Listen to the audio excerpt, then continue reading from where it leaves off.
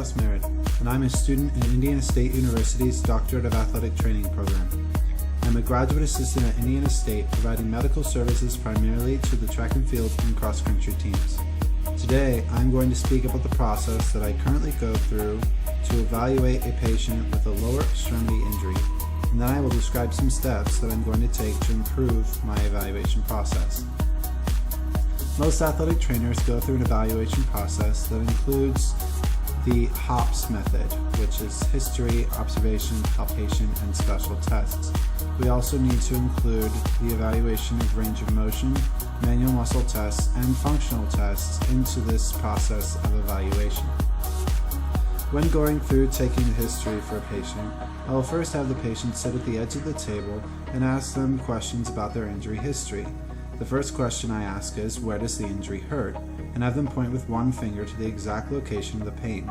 If they gesture to a wide area, I have them point to the area with the most pain. This helps me determine if the pain is localized or spread throughout the limb. Next, I ask, how did the injury happen? By asking this, I can determine the mechanism of injury, and that knowledge can lead to the possibility of explaining the exact injury that occurred. When asking the patient when the injury occurred, this can notify the clinician of acute or chronic injury and also provide a continuation of the injury timeline. Asking the patient's level of pain can be helpful in the diagnosis of the injury, but can also be useful for determining the patient's pain tolerance.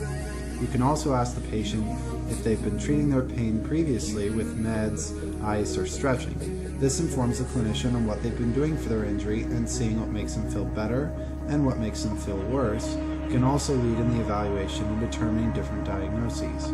History of injury, like this current one or previous injuries, can help determine if the current injury is a re-injury or if a recent injury indirectly caused the occurrence of the current injury. If previous injury was formally diagnosed, what was done for it in the past, and did that work? These methods can be potentially used to help treat the patient. If the patient is too painful to touch or not do anything, I will elevate to decrease the pain, use electric stimulation or rest, ice, compression, and elevation, and then perform the evaluation later on. If not, throughout the observation phase, I will examine the site for swelling, bruising, and discoloration, have the patient stand up and walk, and note any gait abnormalities if they're visible. Then I will palpate to determine if there is any area of tenderness to palpation at the bony, muscular, or soft tissue elements of the joint or area of pain. If there are any bony point tenderness spots, it could be possible damage to the bone, stress fracture, or inflammation of the bony tissue or bruising. If there is a muscular palpation that is tender, there could be a strain or possible inflammation of the muscular tissue or tendonitis. The muscle attachment of the bone could be indicative of inflammation or soft tissue elements, including nervous or ligaments that are sore or tight.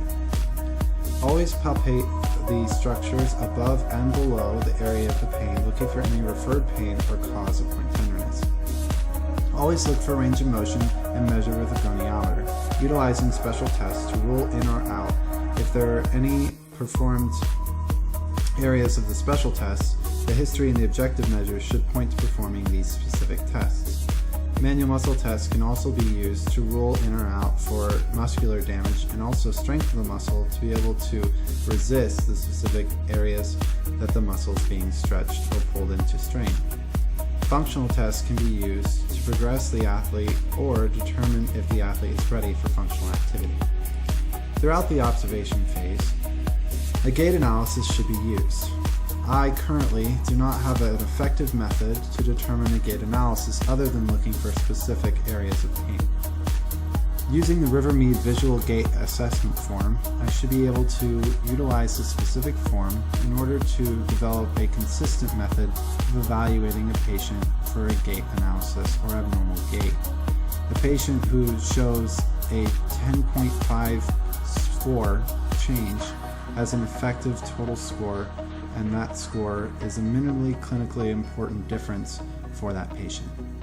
The Rivermead Visual Gait Assessment would be effective for me to utilize throughout my clinical practice in order to assist with the area that I am not very strong in, which would be the specific gait analysis.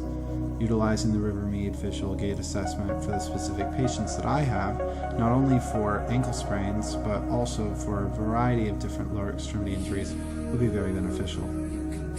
I also need to make sure that I use palpation and range of motion in specific forms and variety of ways. There's an article that I read that made sure not to assume range of motion weight bearing is equal bilaterally in the ankle. Most of the time, clinicians only measure the ankle range of motion in passive or active range of motion when it is not in weight bearing, when the athlete is not in any functional activity. You should also palpate utilizing the first two fingers, the index and the middle finger, and not the thumb, in order to have an effective palpating effect, to feel if there is any change in the soft tenderness of the specific bony structure or to soft tissue elements. I also need to be utilizing the disablement model more often to enable my evaluation to be focused on the patient and not necessarily on diagnosing a specific injury. The goals and area of plan should be focused to include the patient, so that way they are positive about the direction that the evaluation is taking. The plan should be developed around the patient and not specific to just the injury that they have involved. Now we need to take the concept and put it all together. In order to look at the specific location of the lower extremity, we need to focus on all the muscular and joint components that could be involved in a lower extremity injury. Let's take, for example, an injury to the lateral knee or an injury to the IT band. This friction syndrome could be caused due to weak glute med, which is not allowing the knee to go into proper abduction at the hip. And this could also be caused due to flat arches due to a pes planus position. The flat arch can then cause the tightness in the IT band due to the valgus stress at the knee, which causes a stretch at the vastus medialis oblique muscle in the knee, which allows the knee to extend at its final 30-degree angle. If this extension does not occur, then the patient is not able to extend fully, and the muscular sensation where the patient is able to absorb the most impact of force at their knee is not able to be conducted. This could then develop an injury higher up the chain at their hips, since the force is not being able to be absorbed into their knee and throughout the muscle throughout the thigh, and the quadricep muscles are becoming weaker by being stretched due to this valgus force. The adductor muscles will then also be stretched, and thus the abductor muscles will become tighter, and the IT band will continue to become tighter as well. The fascial chain connecting the peroneus longus to the IT band, which also is attached to the tensor fasciae lata muscle, which is attached up at the iliac crest, will involve the patient to become tighter throughout the entire kinetic chain. Thank you for taking the time to observe an entire global lower extremity evaluation and how the kinetic chain can be involved in this process.